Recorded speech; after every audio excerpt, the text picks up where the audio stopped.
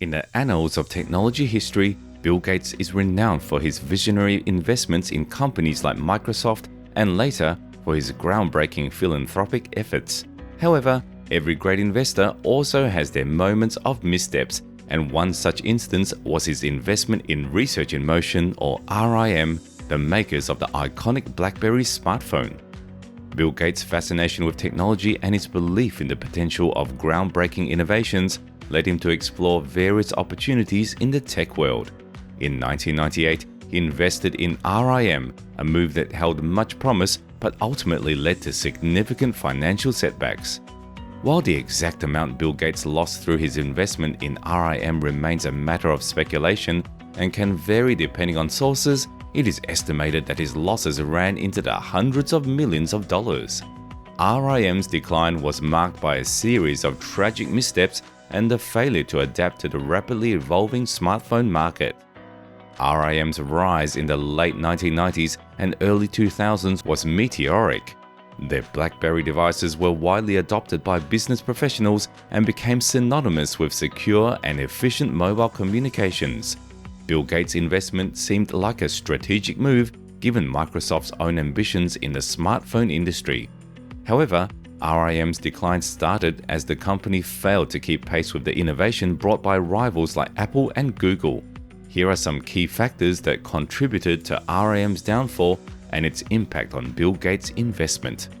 RIM's early success was built on its secure email and messaging services.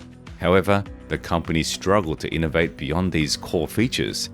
The BlackBerry's small screen and limited app ecosystem became major drawbacks in the era of smartphones that could do so much more.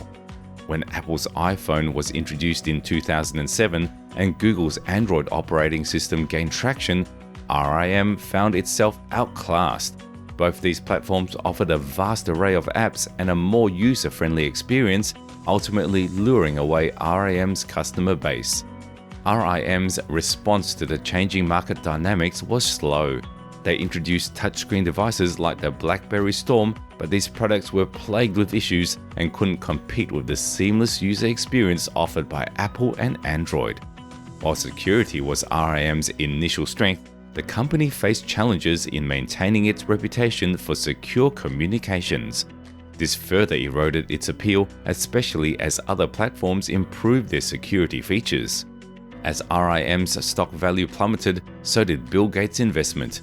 His involvement in the company was not solely financial, it was also a show of support for a fellow tech enterprise.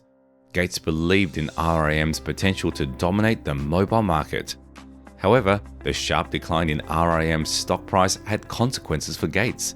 The exact figures are closely guarded, but it is estimated that he lost hundreds of millions of dollars in the investment.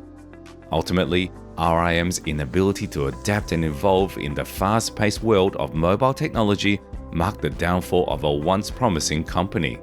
Bill Gates' investment in RIM may have been a costly misstep, but it also illustrates the importance of learning from failure and adapting to changing times, a lesson that Gates himself has often emphasized in his philanthropic work.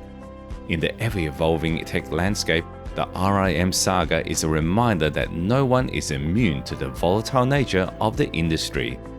Bill Gates, always a believer in innovation and competition, envisioned a world where Microsoft could rival Apple's iPod, the iconic music player that had captivated the world.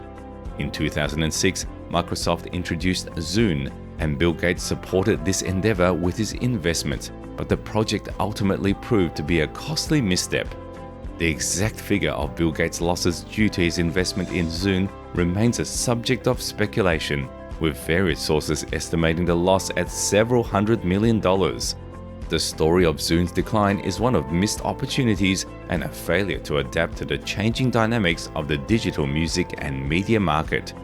When Zune was introduced, the iPod had already been dominating the portable music player market for several years.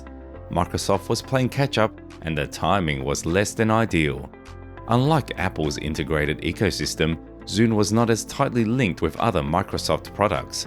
It operated in a more closed environment and lacked the seamless connectivity that the iPod enjoyed with Apple's iTunes and Mac computers. The Zune, while a capable music player, did not bring significant innovation to the market.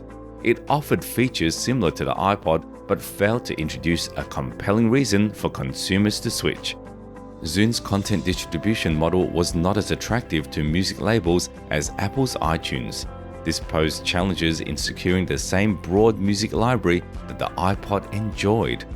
Zune's marketing efforts, while noteworthy, couldn't compete with Apple's sleek and stylish advertising campaigns. The brand recognition that Apple had established was a considerable obstacle. As Zune faced these challenges and more, its market share dwindled.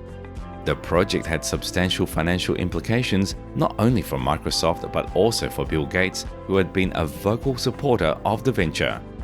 The exact amount of Bill Gates' losses due to Zune remains speculative, as the technology giant doesn't publicly disclose the specifics of his investments. However, the losses are widely believed to have amounted to several $100 million. This was a substantial investment even for someone of Gates' means. Despite the setbacks and financial losses, the Zune project was not without its contributions to the tech world. The user interface and design elements of the Zune influenced the development of the Windows Phone and the broader Microsoft ecosystem. Some of the team members who worked on Zune went on to be involved in the creation of the successful Xbox gaming console. We all know Bill Gates as the tech wizard who brought us Microsoft, Windows, and gazillion lines of code. But did you know that even this software sorcerer had a moment that was more "oh no" than "oh wow"? Yes, we're diving into the tale of his snap-happy adventure with Corbis, the digital image licensing company. Spoiler alert, it was a bit like taking a selfie and realizing you had spinach stuck in your teeth.